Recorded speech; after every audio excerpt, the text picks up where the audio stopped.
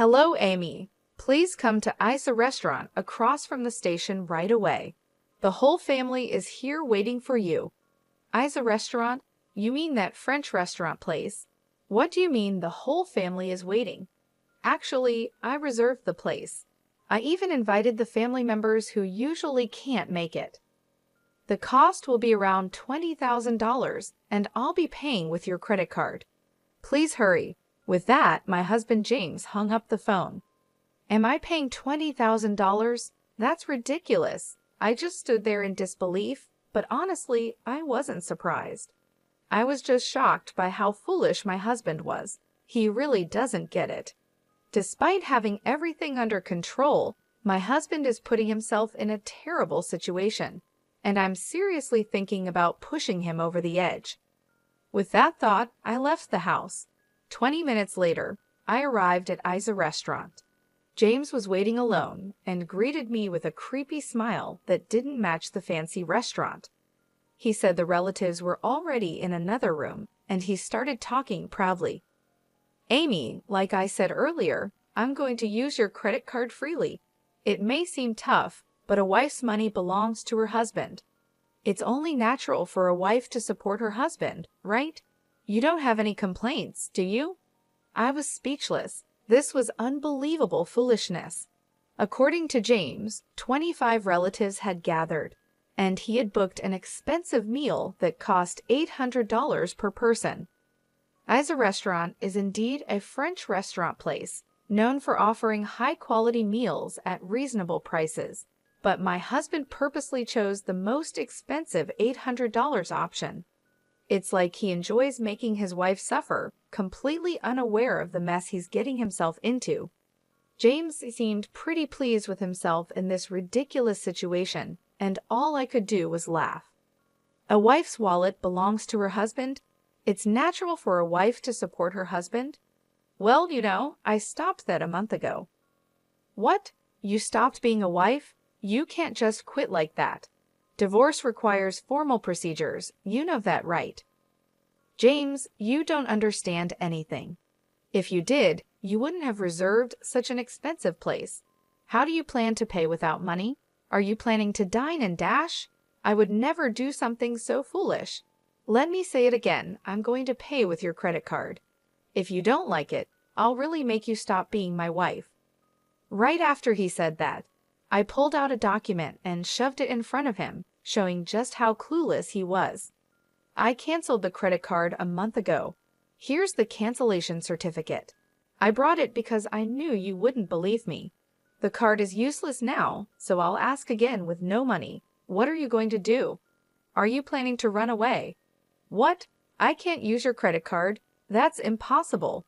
That cancellation certificate must be fake. After all, the credit card I took was from your purse. If it was really canceled, why would you keep it in your purse? So you're not even hiding that you took it from my purse. I left the canceled card in there because I thought you might try to steal it. You were completely tricked. Poor thing. Amy, what's with that attitude? It's not acceptable for a wife to speak to her husband like that. James thinks he's better than me, so being outsmarted by someone he sees as beneath him must be unbearable. His frustration peaked, and he started raising his voice without caring who heard him. Even though we were in a corner of the restaurant, his voice carried, and the staff began to notice. The place started to buzz with whispers. Looking around, James quickly forced a smile and tried to calm things down, acting like everything was fine, but the whispers didn't stop. James's face turned red with embarrassment, but compared to what was coming, this was nothing. Soon after, my in-laws came over to me. It seems James's loud voice had reached the relatives as well. James, what are you doing? The relatives are all shocked. You're disturbing other guests too. Look, everyone is watching. I just got a little excited. It's nothing serious, so don't worry. It seemed my in-laws hadn't caught the details of our conversation and looked confused, but they didn't say anything more. James was smiling slightly, trying to smooth things over, but he was probably relieved inside that his parents-in-law had shown up. He only shows his true self to me, especially since he works for the company his father runs. In front of him, James always pretends to be the perfect husband. I also looked shocked, just like my in-laws, but James gave me a stern look and silently warned me, "Don't say anything unnecessary. I won't forgive you if you do." I could feel the pressure from him. He has always tried to scare me and control me with force. I used to be afraid and would do what he wanted, but this time I couldn't take it anymore. James inviting the relatives turned out to be the perfect chance to show everyone his true colors. I started talking to my in-laws about who was going to pay the bill. James planned to use my credit card, I explained. He took the card from my purse and reserved this restaurant without asking me. My in-laws were shocked. That credit card was actually canceled a month ago, but James doesn't know that and was planning to use it anyway. He doesn't have any money, so how does he plan to pay? "Wait a minute, Amy," they said, confused. "Are you saying James took your card and planned to pay for today's meal with it?" James said he would cover the cost, which is about $20,000. But if what you're saying is true, was he really planning to make you pay $20,000? That's hard to believe. Could this be a misunderstanding? My in-laws were clearly upset, which is the usual reaction. Even though it sounds unbelievable, it's the truth. Trying to hide what was really happening, James started talking in a cheerful tone with a forced smile. "Amy is mistaken. I plan to treat everyone at my own expense. I'll settle the bill, so don't worry." With those words, James walked over to the cashier to pay, throwing a creepy smile my way. It was obvious he didn't believe that I had really canceled the credit card, even after I showed him the cancellation certificate. After a while, James returned with a smile, and my in-laws seemed relieved that the payment had been taken care of. But I could sense James's tension. He must have been panicking inside, realizing that things were going wrong because the credit card didn't work. That was no surprise, since I had definitely canceled it. The only option left for him was to pay the $20,000 himself, but he couldn't do that. I also knew what he was hiding in that moment. I gave him a cold stare and said, "Tell the truth before things get worse." My words made him nervous, and his face changed. After thinking for a moment, he finally admitted the truth. "Sorry, Dad, Mom, I really couldn't make the payment. Amy's credit card was actually canceled." "Is that true? Were you planning to use Amy's card to pay?" his parents asked. "It's a misunderstanding," he tried to explain. "It's true I intended to pay today's expenses with Amy's credit card, and I had discussed this with her. I was just shocked to find out the card was already canceled. I apologize, but I'll have to ask for help to cover this myself. I promise I'll repay you." He was mixing lies with the truth, trying to find a way out of the situation with surprising boldness. Then he leaned over and whispered to me, "Why did you cancel the credit card? Are you trying to embarrass me?" "Why? It's simple. I didn't want you to use it without my permission," I replied firmly. "The real issue isn't the embarrassment. It's the fact that you were using the card without my consent." He looked at me, surprised by my bold response, and quickly said, "Be quiet. Don't talk about this here. Keeping a canceled card in your purse just causes confusion." But it seemed my in-laws had overheard our conversation, and they turned to James with a stern look. "James, what are you doing? You tried to use Amy's card. Taking it from her purse without permission is unacceptable." "Oh, well, there were reasons," James stammered, struggling to find the right words when his father pressed him. Sensing the opportunity, I decided to explain everything in detail, wanting to reveal his true nature to his parents. For the past year, James has barely been home. At first, I thought it was because he was busy with work since your company is quite large, father-in-law. But then, James started going out even on holidays and missing important dates like my birthday and our anniversary. On top of that, he began paying more attention to his appearance and started using my credit card without my permission. My in-laws exchanged worried looks, clearly sensing something was very wrong. I asked James if we could spend more time together as a couple and if he could stop using the credit card without asking me first. But he argued that it's natural for a wife to support her husband and didn't listen. Worse, he even threatened me with divorce and showed me a divorce form he had already signed. Divorce? My father-in-law exclaimed in surprise. Have you been making Amy suffer this much? My mother-in-law asked, raising her voice. My father-in-law stared sternly at his son, realizing that his belief in James being an ideal husband was shattered. There was still hope that James would admit his mistakes, but instead, he tried to defend himself. No, that's not it.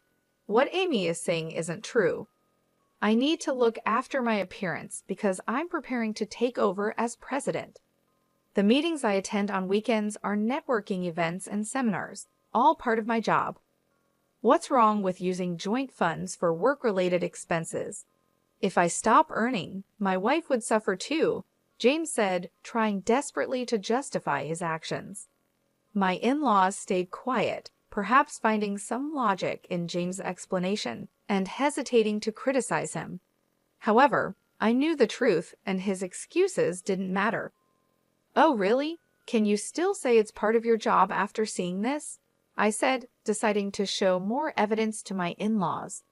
From my handbag, I pulled out a document that listed dates, store names, and amounts spent. What is this? They asked. This is a credit card statement. As you can see, it shows purchases of luxury items for women. Why would you buy things like that? I asked, holding up the document. James quickly tried to grab it from me, but I moved his hand away and looked at him, demanding answers. Why did you buy luxury items for women with my credit card? Cosmetics and jewelry aren't needed for your job, are they? Can you explain this? Those were gifts for the women at work, for their birthdays. It's important to be liked by women in business, you know. The expense was necessary, James said, sounding unsure. His explanation was confusing, but considering his position at work, there might have been some truth to it. Saying it was for birthday gifts might seem reasonable, but this time his parents didn't believe him. Whatever the reason, the fact remains you used Amy's card without permission.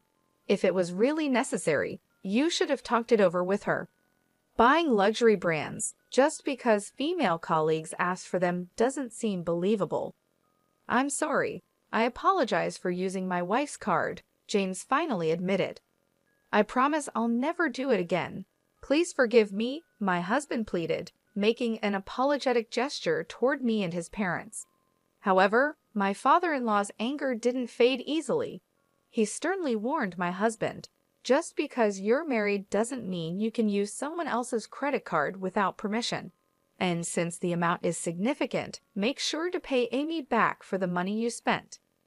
All right, I'll refund the money, my husband said, looking downcast and appearing thoughtful, but I wasn't convinced.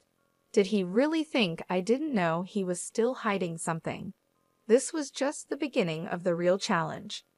My husband, his parents, and I headed to the room where the other relatives were waiting. Once there, I took out my smartphone from my bag and pressed the play button. The sudden sound surprised my husband, and he stared at me in disbelief, his face quickly turning pale. The audio was a conversation between him and a woman where he was insulting me, and the woman was saying, "Hurry up and divorce your wife." The family members around us were shocked by what they heard. "James, who is this woman?" I asked. "Oh, well, my husband desperately searched for an excuse." His parents glared at him angrily, and the relatives were horrified by the situation. My husband was now facing another crisis right after the credit card issue, without a moment to recover. "There's no hiding it anymore. You're having an affair, weren't you?" I said firmly. My husband started sweating and quickly shouted, "That's not true. I'm not having an affair. It was wrong of me to speak badly about you, but she's just a friend, and we were just hanging out. By the way, when did you record this? Eavesdropping is illegal." Although he admitted to insulting me, he kept denying the affair and tried to shift the focus onto me, blaming me for recording the conversation. But I wasn't backing down. I explained the facts so he couldn't escape. James, I've been keeping an eye on you for a while. The credit card history made the affair obvious. That's why, while you pretended to go to work, I installed a listening device in your car. A listening device in the car? That's ridiculous. As I said earlier, eavesdropping is illegal. Do you understand that? If it's to gather evidence of infidelity, it's not illegal as long as it's not used for stalking or anything similar. I responded firmly, showing that I wasn't going to back down.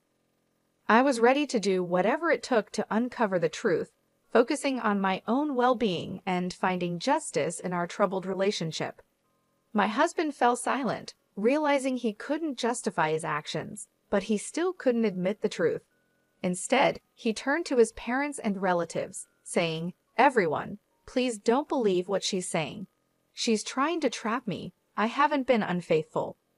Sighing, I tossed a document in front of him and the relatives. "What is this?" he asked, looking uneasy. "What do you think it is? It's a demand for compensation." As soon as I said that, my husband's face turned pale.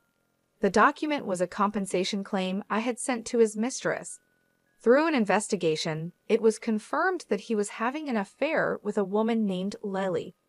So I went to Lily and demanded compensation from her before coming to him. "You met Lily directly and demanded compensation? What were you thinking?"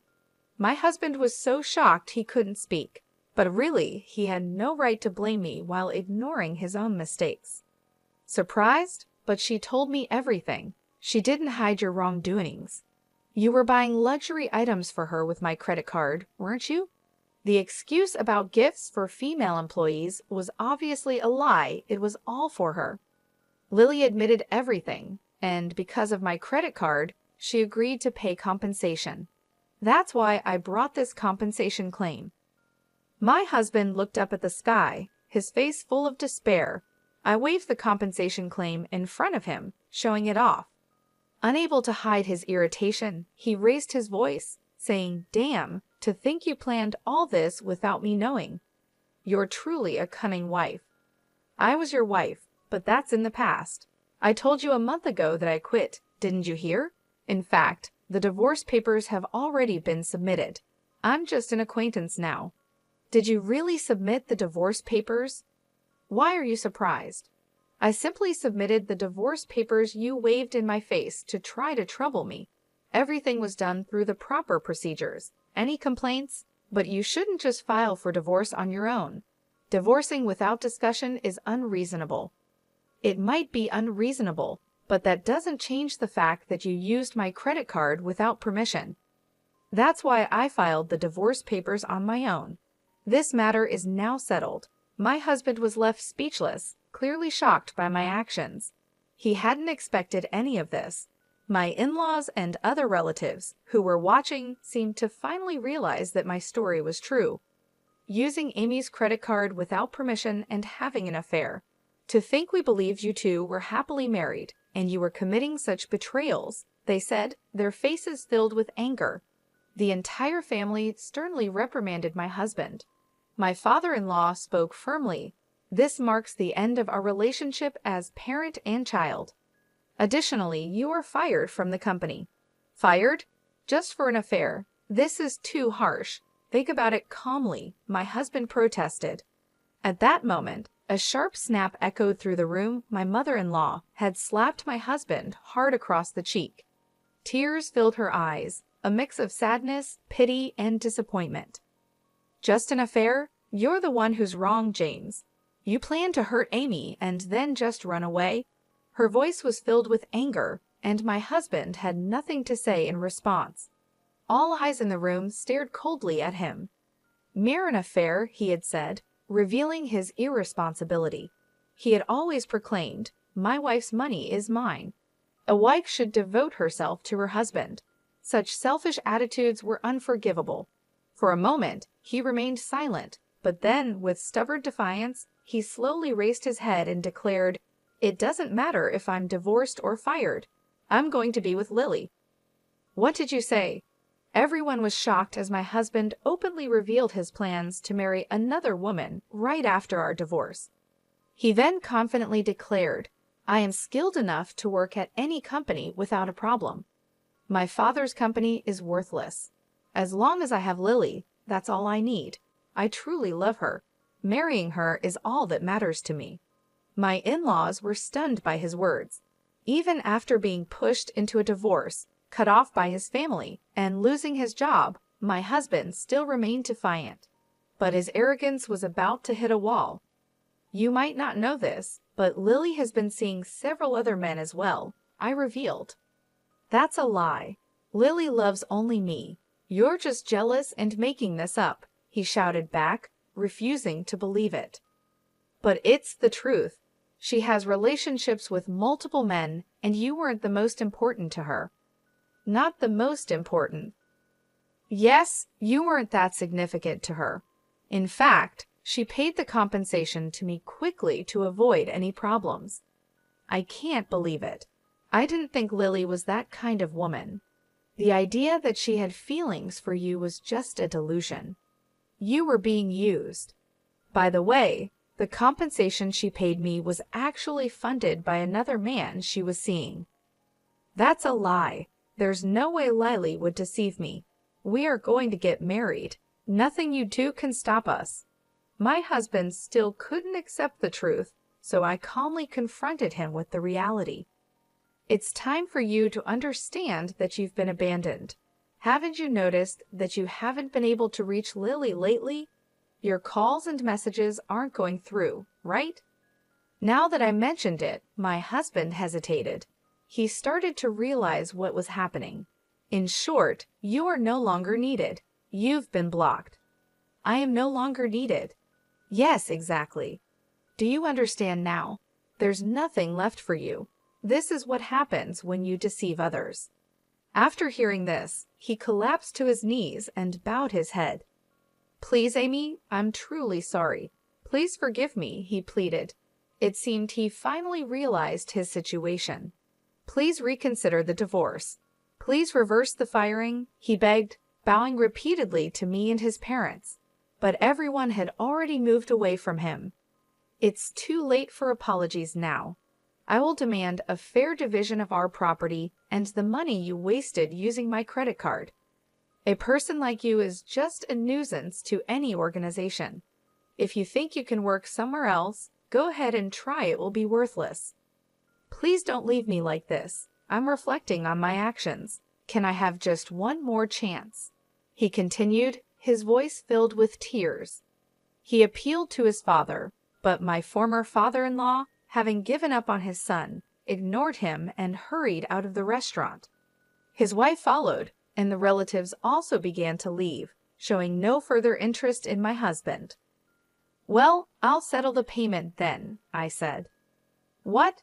You're paying the $20,000? he asked in disbelief. "Of course, I'll bill it later," I replied with a sweet smile.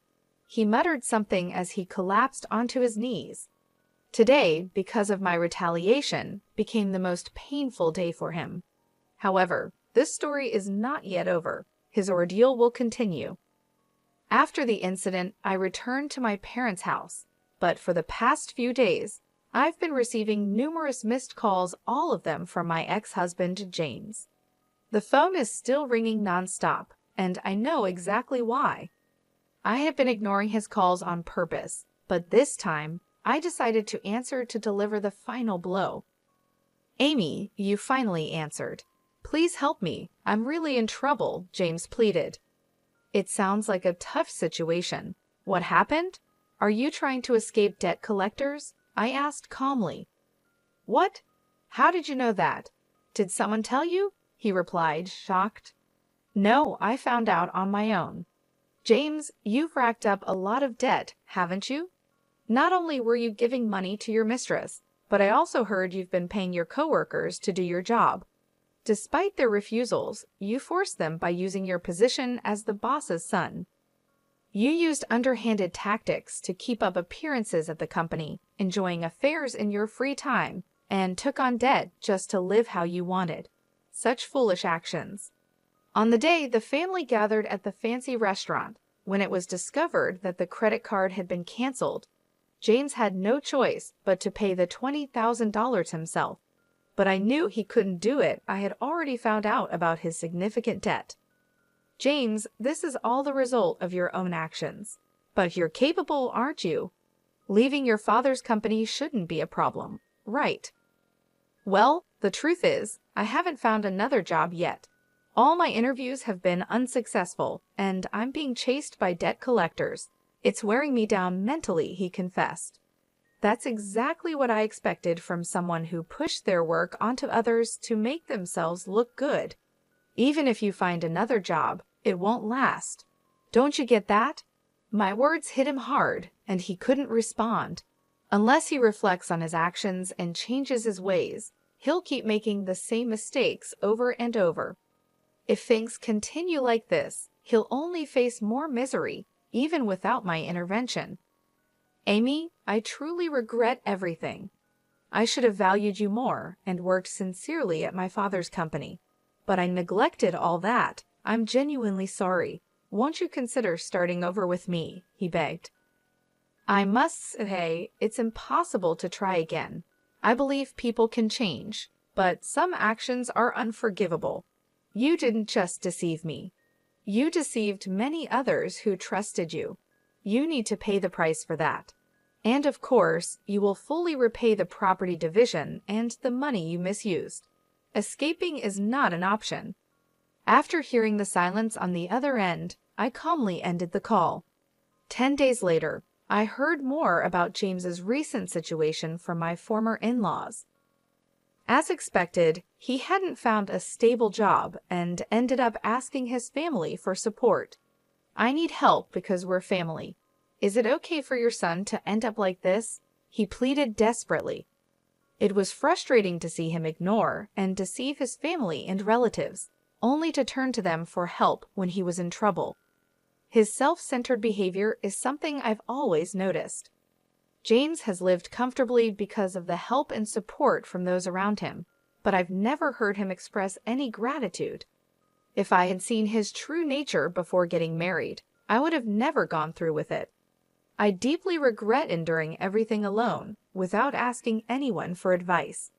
If I had reached out to my in-laws or other relatives sooner, maybe my future would have turned out differently. From now on, I'll be more honest with myself, aiming to become stronger and more determined. It's time to say goodbye to the weaker version of myself and step forward with a firm resolve into a new beginning.